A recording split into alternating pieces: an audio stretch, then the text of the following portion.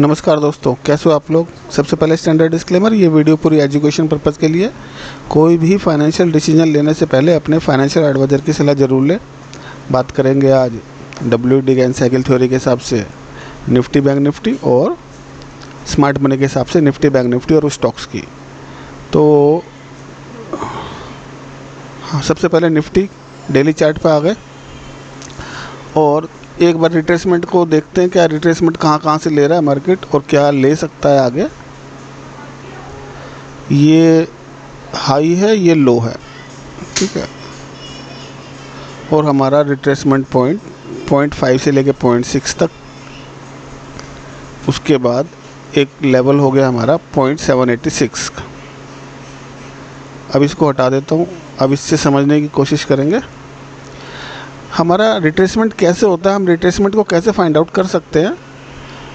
तो जो ये एक हाई पॉइंट है और एक ये लो पॉइंट है, ठीक है, इस पे आप फीबो लगा लो। अगर मार्केट यहाँ से रिट्रेसमेंट लिया इसने, ये परसों की कैंडल ने यहाँ से यहाँ तक का, तो समझ लो ये क्योंकि इसने रिजेक्शन किया नीचे से, तो यहाँ से ये एक लो काउंट हो रहा है, ठीक है। और ये हाई काउंट क्यों हो रहा है, क्लोजिंग इसके नीचे मिली है तो ये एक हाई काउंट हो रहा है। तो इन दो पॉइंट को हमें फाइंड आउट करना होता है। कहीं भी किसी भी स्टॉक में स्विंग्स हाई लो आप पकड़ो और उस पर फीबो लगाओ, आपको रिट्रेसमेंट पॉइंट मिलेंगे 0.5, 0.6, 0.7। 5.0 एक्यूरेट होता है और 0.0618 और ये 0.7 समथिंग कुछ 86 ऐसी कुछ होता है। तो ये तीनों पॉइंट हमें लगाने हैं। इसके बाद हमें कैसे फाइंड आउट करें कि कैसे क्या ट्रेड कर सकते हैं, कहाँ पे स्टॉप लॉस लगाएं, कहाँ पे अपने टारगेट बुक करें। तो अगर हमें नीचे से रिवर्सल मिला है तो हमें 0.5 से लेके 0.6 तक अपने टारगेट टारगेट पूरे कर लेने चाहिए। और अगर हम बुलिश हैं तो हमें वेट करना चाहिए 0.736 का ब्रेक होने का। और ये ब्रेक होता है तो फिर प्राइस 100% पे चला जाता है। अगर उसके ऊपर भी जा रहा है तो 1.618 तक चला जाएगा प्राइस। तो अभी निफ्टी ने 0.7 से अपना रिट्रेसमेंट यहाँ पे भी ज़्यादा रिजेक्शन नहीं दिया, लेकिन एक रिजेक्शन मिला है यहाँ पे। क्यों, आप प्रीवियस कैंडल को देखो कि इसने ऑलरेडी यहाँ से एक गैप अप दिया, ठीक है। गैप अप देने के बाद इतनी बड़ी एक ग्रीन कैंडल बनी है और ये एक, हम इसे पॉजिंग कैंडल भी कहेंगे, आप इसे डोजी वगैरह जो भी कुछ समझना चाहो समझो।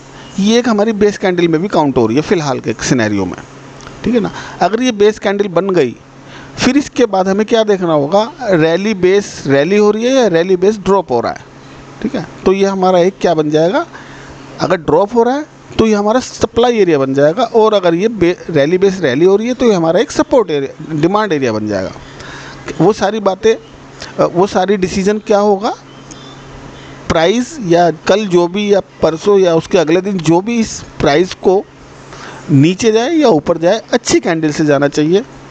अगर छोटी मोटी फिर बन रही है तो वो बेस में ही काउंट होगी, 2 बन जाए 3 बन जाए तो वो सारी बेस में काउंट होगी। जो भी इसके जिनकी विक बॉडी और विक और कैंडल का साइज़ है ना, वो ज़्यादा बड़ा नहीं होना चाहिए। ये सारी छोटी इस तरह की बननी चाहिए। ये हमारी मेन कैंडल होती है, बड़े वाली, ये वाली। तो अब देखना है कल मार्केट कैसा बिहेवियर कर सकता है। अभी के सिनेरियो में अगर हम बुलिश देखेंगे तो हम बाइंग कहाँ से करेंगे, हमें बाइंग करना चाहिए इसके ऊपर। जब जैसे ही सस्टेन करे 15 मिनट आधा घंटा, तो ये समझ लो ये मार्केट अब जा रहा है आपका इसके पास, ठीक है। और अगर नहीं कर रहा, रिजेक्शन ले रहा, इस हाई के पास भी नहीं जा रहा, तो हमारी कहाँ तक जा सकता है वो मैं अब लगाने जा रहा हूँ। ये बुलिश सिनेरियो का मैंने आपसे बताया। अगर हमें बुलिश होना है तो हमें इसके ऊपर बुलिश होना है। इसके ऊपर कोई कैंडल, अच्छी कैंडल सस्टेन कर रही है तो हम छोटे स्टॉप लॉस के साथ ऊपर भी जा सकते हैं। अभी के सिनेरियो में अगर ये हमारा 0.7 का रिट्रेसमेंट है तो हम क्या करेंगे, क्योंकि ये हमारा फिर रिट्रेसमेंट पॉइंट बन जाएगा।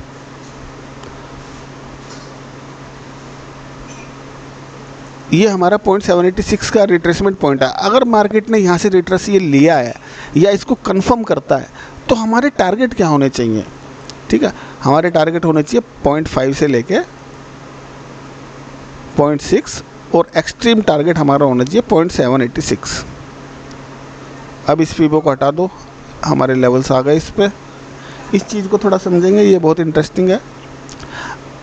अगर ये रिट्रेसमेंट है 0.7 का, जैसे अभी हमने फीबो लगाया था तो यहाँ पर एक्यूरेट 7 का आ रहा था, 786 का, यानी कि मार्केट ने 0.786 से रिट्रेस लिया और ये कंफर्म भी करता है, इसके नीचे ट्रैवल कर रहा है, ठीक है ना, इस हाई को नहीं तोड़ पा रहा और इसके नीचे ट्रैवल कर रहा है किसी भी रीजन से, तो हमारे को कहाँ तक ये प्राइस देखने को मिलेगा? 22,100, 22,900 ओ 21,900 और 21,600। तो यानी कि अगर ये प्राइस यहाँ से ट्रैवल करेगा तो ये सीधा सीधा ड्रैग करता हुआ धीरे धीरे 2 दिन में आए, 4 दिन में आए, 1 हफ्ते में आए, 15 दिन में आए, इस हाई को क्रॉस नहीं करना चाहिए। इसका रीज़न, इसका क्या मतलब हुआ कि अगर हमें कोई भी बैरिश में जाना तो हमें इस हाई के ऊपर का स्टॉप लॉस रखना पड़ेगा और हमें नीचे के लिए बैठना पड़ेगा। और अगर हम बुलिश हैं, इसके ऊपर प्राइस ट्रैवल कर रहा है तो हमें इसके थोड़ा सा नीचे कहीं भी आप स्टॉप लॉस रख के ऊपर के लिए देख सकते हैं, ठीक है। ये बात होगी रिट्रेसमेंट की। और अभी गेन लेवल्स की, गेन थ्योरी की बात के लिए अभी हमारी टाइमलाइन स्टार्ट होने वाली है, तो जैसे ही उसका कंफर्मेशन होगा उसके लेवल्स वैसे आ गए, आप लेवल्स नोट करना चाहो लेवल्स नोट कर सकते हो गेन थ्योरी के, 22,900 और 22,650, ठीक है ना। इसकी कंफर्मेशन 3 दिन में मिलेगी कि प्राइस करना क्या चाहता है, ऊपर जाना चाहता है या नीचे जाना चाहता है। सेम सिनेरियो बैंक निफ्टी का, इसका भी रिट्रेसमेंट एक बार समझने की कोशिश करेंगे। प्राइस ने एक हाई ये कंफर्म किया और प्राइस ने एक ये लो कंफर्म किया, तो यहाँ से और यहाँ तक हमने एक फीबो लगाया और सेम सिनेरियो में आप ऐसे बॉक्सेस लगा लो। ये 0.5 से 0.6 का एरिया है, ये 0.786 का एरिया है, यानी कि अगर हम नीचे से इसमें बुलिश हैं तो हमें यहाँ प्रॉफिट बुक कर लेना चाहिए या यहाँ तक का वेट करना चाहिए। अगर यहाँ से रिट्रेसमेंट लेके नीचे जा रहा है तो हमें अपने प्रॉफिट बुक कर लेने चाहिए। अभी तो इसके ऊपर ही क्लोजिंग आई है, तो जो बुल्स में बैठे हैं उनको वैसे तो हेज में जाना चाहिए, अपनी पोजीशन उस हिसाब से देख ले। अब देखते हैं अगर ये रिट्रेसमेंट पॉइंट है, अगर ये रिट्रेसमेंट पॉइंट है तो हम इसको लेवल्स निकाल सकते हैं।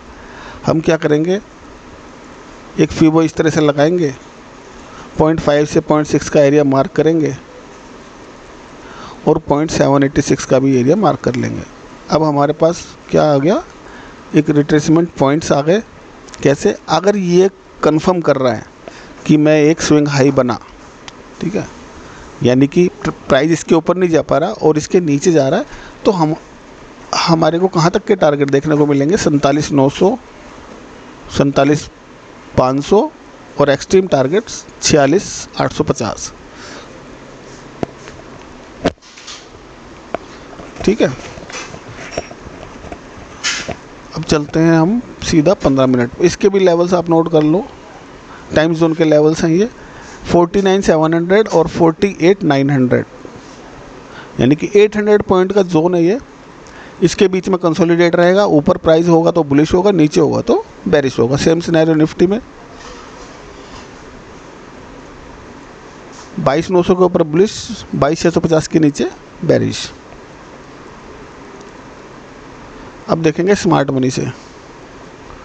स्मार्ट मनी के हिसाब से निफ्टी क्या कर रहा है, एक बार इसको छोटा कर ले। निफ्टी ने इंडूसमेंट लिया, ठीक है।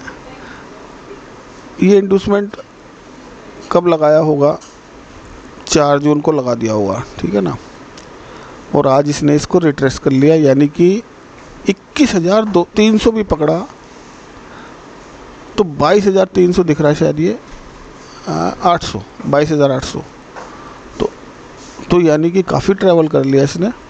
इंडूसमेंट लिया है और इंडूसमेंट के बाद क्या होता है, ये एक्सट्रीम पे अपना जाने की कोशिश करता है और वहाँ से हम, क्योंकि ये स्ट्रक्चर बेरिश है, तो यहाँ से हम नीचे की तरफ देखेंगे इसको, ठीक है ना। बैंक निफ्टी में बुलिश है अभी, बैंक निफ्टी भी बेरिश है और इसका इंडूसमेंट ऑलरेडी हो चुका है, तो इसको भी हम नीचे की तरफ ही देखेंगे, अभी ऊपर की तरफ नहीं देखेंगे।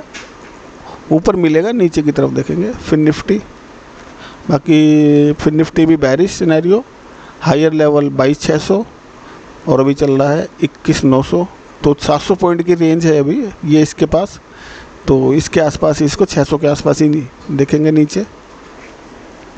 मिड कैप ऑलरेडी एक्सट्रीम पे खड़ा है, 700 के आसपास टच नहीं किया, 710 के आसपास इसका एक्सट्रीम लेवल है ये।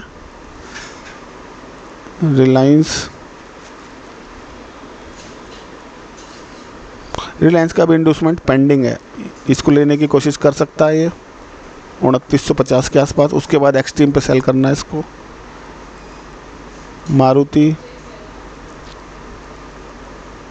मारुति भी बेरिश है, इसका एक्सट्रीम लेवल 13,000 है। सन फार्मा भी बेरिश है, एक्सट्रीम पे आया था, कल मैंने आपसे बोला था कि एक्सट्रीम पे खड़ा है, आप इसको नीचे की तरफ देख सकते हैं। सिप्ला बुलिश है, ठीक है, बुलिश है, तो ये हम इसको नीचे से बाइंग करेंगे जितना नीचे मिले। एशियन पेंट बुलिश है और अभी इंडूसमेंट पेंडिंग है, तो इंडूसमेंट लेने आ रहा है, जब इंडूसमेंट ले लेगा थोड़ा नीचे जितना भी मिलेगा वहाँ से बाय कर सकते हैं इसको। नीचे से बाय करने का फ़ायदा क्या होगा, वहाँ पे आपका स्टॉप लॉस छोटा होगा। भारती एयरटेल बेरिश है और इंडूसमेंट हुआ, इंडूसमेंट के बाद प्राइस क्या करता है, ऊपर जाने की कोशिश करता है और एक्सट्रीम पे जाके इसको यहाँ से आसपास 1411 के आसपास इसको नीचे देखेंगे। और ये क्या है, अच्छा एक टाटा मोटर का थोड़ा एनालाइज करेंगे डेली चार्ट पे जाके। डेली चार्ट पे अगर टाटा मोटर को हम देख रहे हैं तो यहाँ पर इसने ये डबल टॉप के फॉर्मेशन किया, तो जब भी डबल टॉप का ऐसा फॉर्मेशन होता है तो प्राइस नीचे की तरफ जाने की कोशिश करता है, उससे रिजेक्शन इसने लिया। चलो एक हमारे को सिनेरियो मिला कि ये नीचे की तरफ हमें दिख रहा है। अब थोड़ा स्विंग्स पे बात कर ले, इसके स्विंग्स क्या कर रहे हैं। स्विंग्स को देखने के लिए आप देखो एक्सट्रीम स्विंग्स पे आप जाओ, मतलब एक्सट्रीम जो इसका हाई है उस पर एक हम मार्क कर लेते हैं, थोड़ा मोटी लाइन करेंगे इसको, क्योंकि इसको 4x में डाल रहा हूँ मैं, क्योंकि स्ट्रक्चर नीचे लगा हुआ उसमें मिसमैच ना हो जाए ना।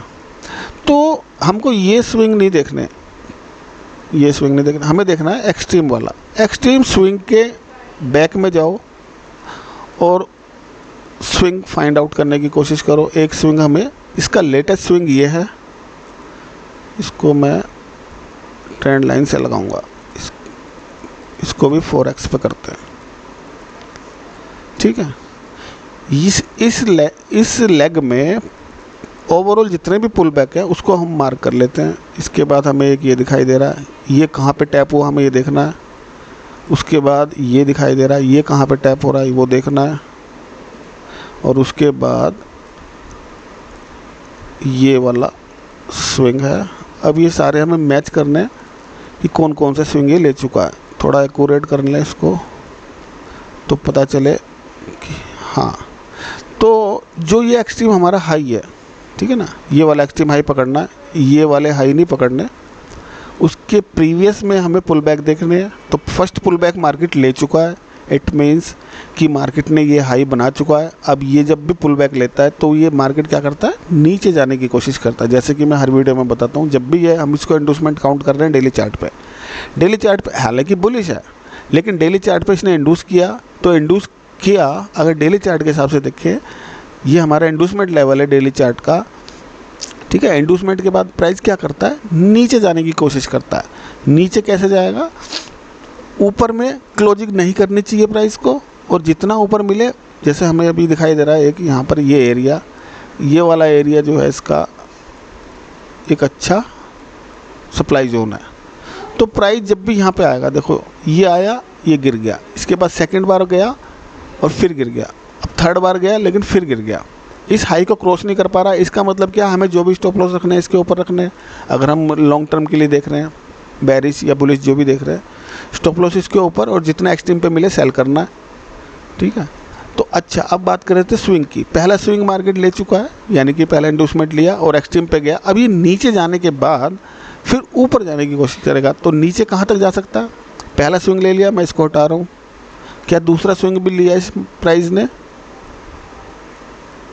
दूसरा स्विंग इसने यहाँ लिया, यहाँ स्विंग लिया जब तो थोड़ा सा पुल बैक फिर मिला, ये भी ख़त्म हो गया। क्या तीसरा स्विंग लिया, ये भी तीसरा स्विंग लिया, थोड़ा सा पुल बैक दिया, ये भी ख़त्म हो गया। अब हमारा कौन सा स्विंग बैलेंस है? ये वाला एक्सट्रीम वाला, ये हमारा डेली चार्ट पे एक्सट्रीम लेवल है। यानी कि प्राइस अगर यहाँ मिलेगा तो यहाँ से हमें इसको बाइंग में जाना है। ठीक है, 3 स्विंग ले चुका है, फर्स्ट सेकंड थर्ड, और इसका मतलब इसका ट्रेंड धीरे धीरे नेगेटिव हो रहा है। और यहाँ से मैं क्यों बोल रहा हूँ आपको बाय करने के लिए? क्यों? क्योंकि ये डेली चार्ट का हमारा चौक का लेवल है, वो देख लेंगे। हालांकि ये 15 मिनट के लगे हुए हैं, लेकिन ये मेरे को डेली पे लगाता है। चलो 1 मिनट बच्चे आके कर लेता हूँ इसको। यह एक इंड्यूसमेंट यही कंफर्म होगा, नहीं, यही हमारा एक्सट्रीम है, हमें यहीं से बाय करना है इसको। ठीक है, डेली चार्ट पे एक्सट्रीम पे खड़ा है और यहीं से बाइंग आई है। ठीक है, स्वीप मिला, तो यानी कि ये अब मूवमेंट पूरे इस हाई को भी तोड़ने की कर सकता है, लेकिन इसके लिए हमें देखना पड़ेगा 15 मिनट का चार्ट। 15 मिनट पे क्या स्ट्रक्चर बोल रहा है? 15 मिनट पे बेरिश है, 15 मिनट पे बेरिश है। और यहाँ पे ध्यान रखना पड़ेगा, क्यों? क्योंकि डेली चार्ट बुलिश है, तो हमें ज़्यादातर इसमें बुलिश ट्रेड ही फाइंड आउट करने हैं। हालांकि ये स्ट्रक्चर बना हुआ है बेरिश का, बेरिश कभी तो बुलिश होगा। ठीक है ना, बेरिश हुआ है तो बुलिश, तो जब भी बुलिश होगा तो कैसे होगा? हमारे प्रीवियस स्विंग के ऊपर क्लोज कर देगा जब भी मार्केट। तो हमें समझ जाना चाहिए कि ये बेरिश टू बुलिश हो रहा है, और जब ये बुलिश होगा तो फिर हमें वही फाइंड आउट करना है, इंड्यूसमेंट, एक्सट्रीम लेवल और फिर ऊपर। ठीक है, तो इस सिनेरियो से हमें चलना है। और यहाँ पर ये अभी क्या ये बेरिश पैटर्न कंटिन्यू करेगा, वो आपको यहाँ से पता चल जाएगा। तो जो भी जिसने भी मेरे से पूछा है, तो आपको ध्यान क्या रखना है? ये वाला लेवल ध्यान रखना है, 970 70 से लेकर 75 का। अगर 970 के ऊपर क्लोजिंग मिल रही है प्राइस की, तो हम इसमें बुलिश सिनेरियो में जाएंगे और एक्सट्रीम लेवल से बुलिश बाइंग करनी है। मतलब कि जब भी क्लोजिंग हो जाएगी उसके बाद इंड्यूसमेंट फाइंड आउट करना है, और इंड्यूसमेंट के बाद ये इसका एक्सट्रीम है, हमें फिर यहाँ से बाइंग करनी है इसमें। मतलब 860 के आसपास से हमें बाइंग करनी है फिर इसके अंदर। कहाँ तक के लिए? पूरे 160 तक के लिए। ठीक है, और अगर यहाँ पे क्योंकि छोटा सा स्टॉप लॉस है यहाँ से, क्योंकि अभी बेरिश में चल रहा है, ठीक है ना, बेरिश में चल रहा है 15 मिनट पे, तो अगर यहाँ से शॉर्ट की पोजीशन बन रही है तो वो भी हम बना सकते हैं। लेकिन बस ध्यान रखना है कि अगर ये जाके क्लोज कर रहा है तो स्टॉप लॉस देके तुरंत नहीं बैठना। इंड्यूसमेंट होगा, इंड्यूसमेंट के बाद एक्सट्रीम पे आएगा, उसके बाद हमें बुलिश होना है। तो ये होगी टाटा मोटर की कहानी। होपफुली आप समझ गए होंगे, है ना। मिलते हैं नेक्स्ट वीडियो में। थैंक यू दोस्तों।